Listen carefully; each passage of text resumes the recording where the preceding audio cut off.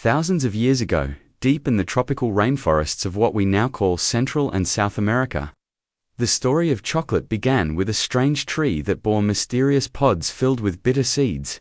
These seeds came from the cacao tree, later named Theobroma cacao, meaning food of the gods.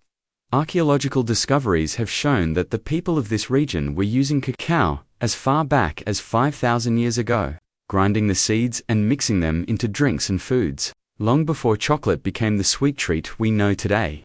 Ancient vessels have preserved traces of cacao compounds, proving that these early cultures treasured cacao not just as food, but as something sacred and significant in their daily and ceremonial life.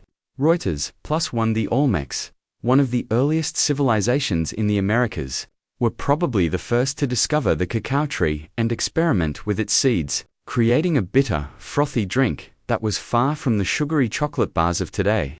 Later, the Mayans perfected the preparation of cacao, calling their beverage xochitl, a mixture of ground cacao beans, water, spices, and sometimes chili peppers. This drink was rich, bold, and deeply bitter, but it was believed to have divine origins, a gift from the gods that symbolized life, fertility, and power. Only the elite priests, nobles, and warriors enjoyed it, and it played a key role in religious ceremonies and significant events. Hamperworld.co.za, when the Aztec Empire rose to prominence centuries later, cacao had become even more valuable. The Aztecs used cacao beans not only for drinking, but also as a form of currency. Farmers, merchants, and even soldiers were paid in cacao beans, which were worth more than gold in some regions.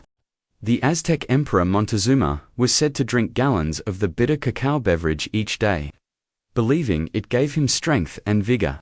To the Aztecs, cacao was so precious that they used it in tribute demands from conquered peoples and integrated it deeply into social and economic systems.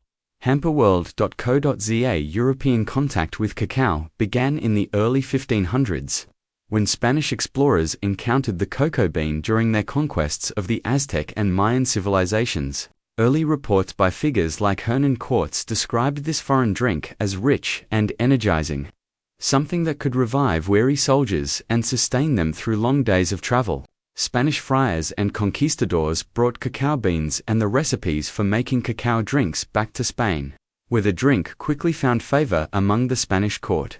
At first, it was consumed much as it had been in the Americas, but over time, Europeans began to experiment with new ingredients, adding cane sugar, cinnamon, and other sweet spices to counter the natural bitterness of the cacao. History +1 Spain kept the secret of chocolate to itself for nearly a century.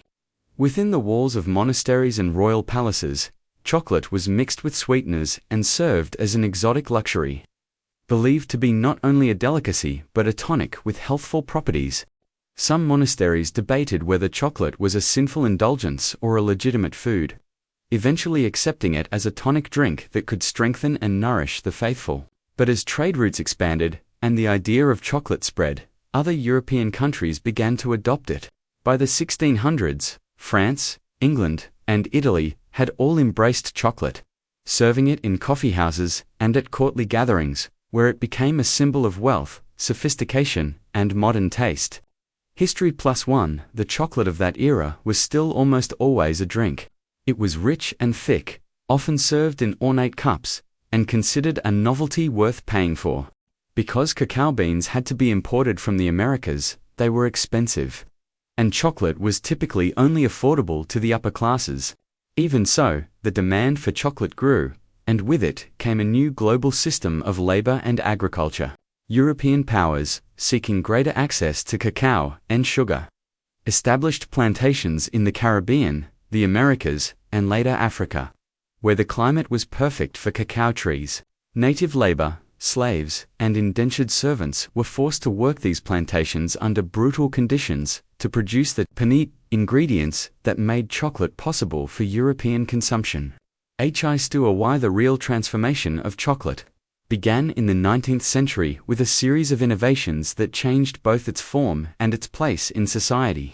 In 1828, a Dutch chemist named Conrad Johannes van Houten developed the cocoa press, a mechanical device that separated cocoa butter from the dry cocoa solids.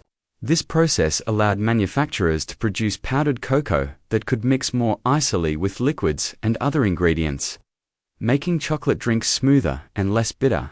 It also laid the groundwork for creating solid chocolate by giving producers a way to control the fat content and texture of chocolate more precisely. His2R soon after, chocolate makers began experimenting with new recipes. In 1847, the British company J.S. Fry & Sons produced the first chocolate bar by blending sugar, cocoa powder, and cocoa butter into a solid form that could be eaten rather than drunk. This was a radical shift. Chocolate was no longer just a drink, but a confection that could be molded, packaged, and shipped.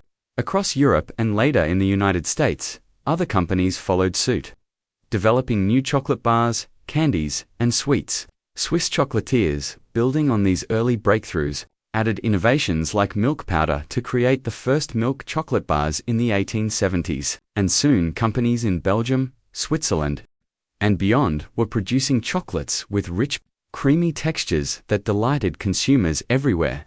Hisdor by the early 20th century, chocolate had entered the mainstream. Mass production techniques and new marketing strategies made chocolate affordable to ordinary people. Not just the wealthy elite, chocolate bars, boxed assortments, and holiday confections became common gifts. And iconic brands emerged that would shape tastes around the world.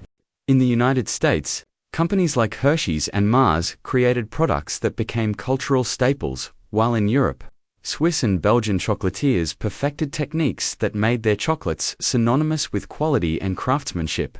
Hisdor, despite its sweetness and global popularity, chocolate's history has always carried a bittersweet edge. The complex systems of colonialism and plantation labor that helped build the chocolate industry left deep scars. And even today, many cacao farms in West Africa and other regions grapple with issues of poverty, exploitation, and child labor. These challenges remind us that the story of chocolate is not only one of culinary delight, but also one of economic inequality and human struggle. ABC.